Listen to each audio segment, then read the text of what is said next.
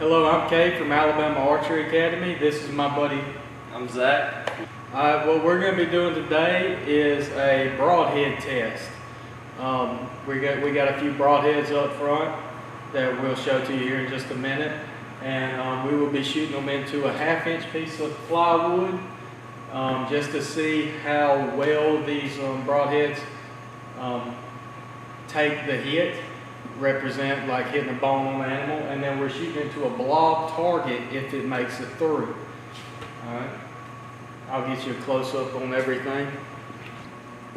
Alright, here's the 1/2-inch piece of plywood. We got it braced up in the back, and there's the blob target. If you ever have any experience with blob targets, you will know it is a very tough target, very well made target, but also tough. Because we are here at Alabama Archery Academy after hours. We stayed late to create this video for y'all guys. Alright guys, just before we get started, I just want to make sure we cleared this up. We have no affiliation with any of these companies. We are just simply trying to educate our clientele and all the guys that watch this video on a bunch of different broadheads. We are not here to bash any broadheads. We think most broadheads that are made today are good, clean killing broadheads. We're just trying to further your education in this product line. Thank you. Alright guys, starting off, we will be shooting the brand new Hoyt Pro Defiant 34. We're going to let Zach do the shooting tonight. He has a 26.5-inch draw length, shooting at 60 pounds. That way we will be able to compare to see how these broadheads perform at a lighter weight and shorter draw length. That way, if you have a draw length longer than that, or you shoot more poundage, you ought to be able to see that these broadheads will work for you in any situation. Alright, going off of that, we'll be shooting a standard, just Warrior, gold tip Warrior is a 340 spine. Let's see if they get it focused. Yeah, 340 spine, 8.9 grains per inch. And then starting off with our broadheads, we have the NAP Crossfire, G5 Montec, Wac'Em 3-blade, Trick GrizzTrick 4-blade. Alright, as Zach gets all this stuff together, just to let everybody know, we will be shooting at 20 yards. We have a 14-lane indoor range here at Alabama Archery Academy. If you're nearby or coming by, please stop by to check us out. First up, For our first broadhead, we have the NAP Crossfire, and as you can see, the blades spin freely. I don't know what it really does, but it's pretty neat.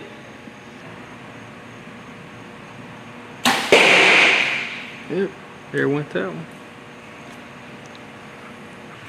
Alright guys, going to check out what the NAP Crossfire did. See if it broke or how bad it broke. Looks like it is.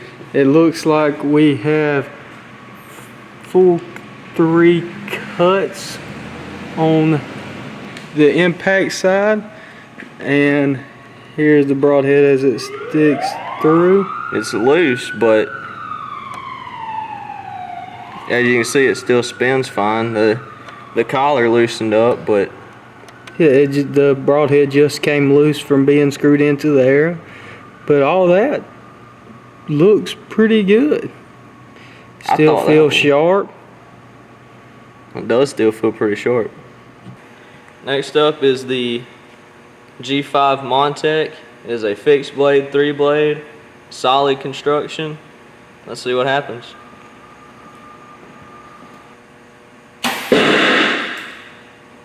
There we go. Alright, well let's look at it right here. We have 3 good entries on it. But the collar's right there. But the collar is right there. Not near as good as a pass. It did not have the full kinetic energy, or it killed the kinetic energy compared to the Crossfire. The Crossfire.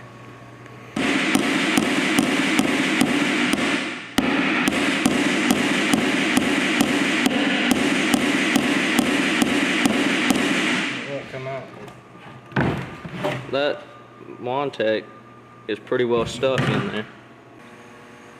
This is a Wac'Em 3-blade fixed, and we'll see how it performs.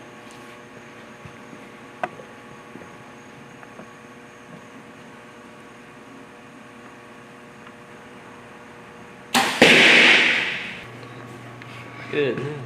It looks like we have 3 cleaned entries on the front. Man, look at that penetration. That's the best penetration. And the broadhead looks to be intact. A little loose, but there's a little, the blades have a couple nicks in them.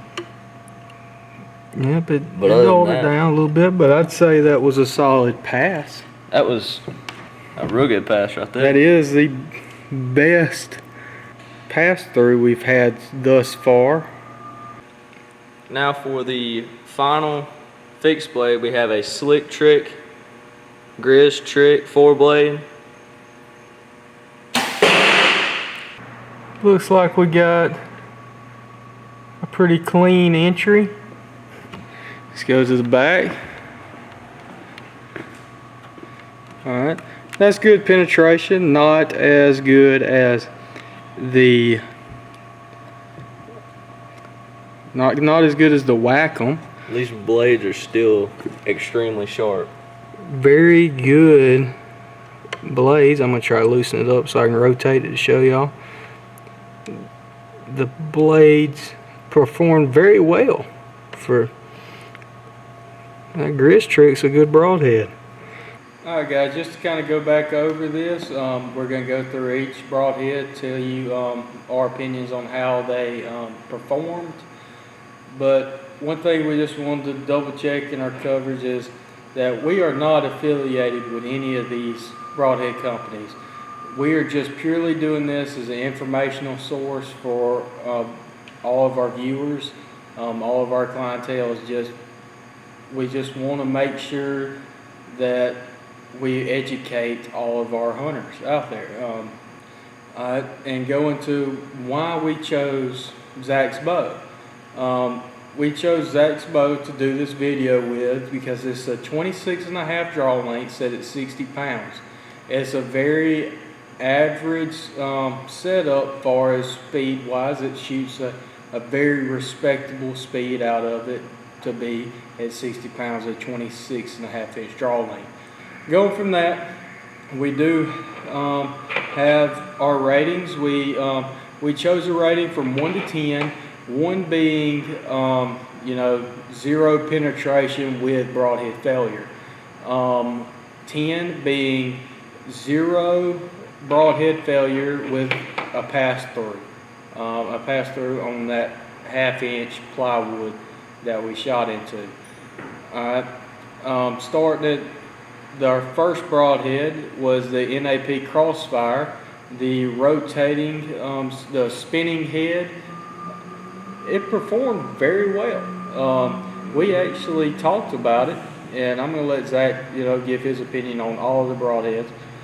But we actually talked about it. We have 2 of these, as you can see, that after we shot it and took it off, we sat here when we started this video and we couldn't really decide which one was the one that we shot through the plywood from being brand new to being used. There's small things that we were able to pick out, that there's the tolerance on the bearing of the spinning part is a little bit looser now on the one that got shot through plywood. But Zach, tell me what you think about it. Well, after it shot through the plywood, it didn't have, awesome penetration, but I mean it was very respectable. But there is that little bit of play, and the blades are a tiny bit more dull. Not much that you would notice, but I mean, definitely want to run that over a stone or a sharpener or something. But after that, I decided to give it a 7 out of 10 because just there's minor damage and the penetration wasn't that great. Yeah, and I decided to go with the kind of on the 6, just because of the penetration. It seemed to be very accurate coming out of his bow without. I mean, we had the tune done on the bow through field tips. Hadn't really went to the broadhead side of things. I think Zach, you shoot some mechanical stuff, don't you? Yeah. All right, so you really, on most modern day mechanicals, you don't have to worry about broadhead tuning as much, but to be zero tune, it shot really well, and so that puts us at a combined rating of 6.5. We kind of averaged them up, so we'll go from that to the G5 Montec. Alright, the G5 Montec did not penetrate all the way through the bore. I mean, the tip up was sticking out of the bore, but it did not go through. As we can tell, you'll see in the video, we couldn't even hardly get the one we shot. We could not get it out. It's still in the wood. Yeah, it's still in the wood. This is another one we had laying around the shop. But what we could tell is 0 bit, absolutely none of the blade was damaged until we tried getting it out. Then I obviously damaged it, but it held together very well. And it was accurate too. Yes, and it was accurate. The penetration part, you could kind of expect that a little bit because it is, I mean, a bigger broadhead. Going through just hitting that plywood just kind of eats up kinetic energy through it. But it did not go all the way through, being a bigger broadhead, a solid construction. Tell me what you think. Well, because of the no penetration, I mean, you can't really tell off of this one, but we weren't really able to tell if it was any more dull or if there was any like true damage. But just looking at it, no damage. I'm gonna have to say a 4 just because of no penetration, but I mean, it still had no damage. Yeah, and I'm gonna stick with a 4 on this as well, just because the penetration aspect of it. The broadhead really held together very well, but it didn't penetrate through the plywood. And we shot it the same bow with all the heads, so it just didn't penetrate to what I thought this was going to be one of the best penetrating ones out of the fixed blades. So, because it's solid. Because it's solid, you don't. It's like there was in my mind 0 chances of it breaking, which it didn't. But we're gonna stick around the 4 on this rating just due to the lack of penetration through the plywood. And like shooting at say a pig, a wild hog, especially a big boar, they've got that armor plating on their shoulders from rubbing up against trees and fighting and everything, and I just don't see that performing too well on that. And next up, we have the Wac'Em 3 blade. The Wac'Em 3 blade had the best penetration out of all of the fixed blade heads. We did notice after we took it out and sitting here looking at them all and deciding on our personal ratings of them, that there is a slight bend in the blade, in a couple of the blades. Nothing that is bent more than anything that came from factory, but they held together really nice. The tolerances isn't quite now as tight as they were before, but it is still held together very well. I think you would have 0 problem just resharpening it a little bit. It still kept its sharpness very well. There's a couple nicks in it from going through plywood, but I think it held its sharpness very well. Yeah, it did very well for the fixed blades. Just because my rating, I'm going with a 7 because of the tolerances and the fact that it did bend just a little bit. It is a little bit more dull, but I would have no problem shooting this at a deer, not at all. and which that really surprised me with the penetration, because this is even bigger than the Montec. There's more cutting area, and that, in my mind, I would have thought it would have slowed down the kinetic energy and, you know, not penetrated near as much. Yeah, and I agreed with Zach on that, calling it a 7. Very, very stout broadhead indeed. I wouldn't have zero problem putting this on the go. Deer hunting, maybe, and on up into elk. I don't know how well it will perform going through the shoulder blade. Obviously, probably very similar to going through plywood. Maybe in a future video we'll bring in some actual like ham bone and stuff like that to shoot through to see how some of these heads do. But so we'll call the 3-blade Wac'Em fixed a 7 out of 10. Going on to the next broadhead is the Trick GrizzTrick head. 4-blade construction. It's a little bit on the lower price side of things, correct? Yeah, on the lower price than some of these heads. Yeah, but it performed very well. Yeah, it didn't penetrate quite as much as the Wac'Em, but I mean, just based on just that head, it did very well, and the blades are still extremely sharp. And Trick is known for their sharp blades. They've got extremely sharp blades right out of the factory, and you know, these are still just as sharp as when we pulled them out of the box. So I had to go with a 7, and that's the reason it's the same rating as the Wac'Em is because yes, it may not have penetrated quite as much, but it did retain all of its sharpness. Yeah, and I agreed with him on that. Just for the simple fact, if it would have penetrated a little bit more, it would have been closer to that 8. If it would have penetrated more than the Wac'Em, I would have rated it higher, but it did not get the penetration. But that is kind of expected with a 4-blade design opposed to the 3-blade. But it performed to what in my mind would be equivalent to rating it a 7. Sharpness is there and the durability is there. There's zero things that I can see that there is no visible damage to the head itself. So I guess it's safe to say that after the test on the broadheads that we did the test on, these were all brand new broadheads. They've never been shot before. The first time they've been shot, you've seen it.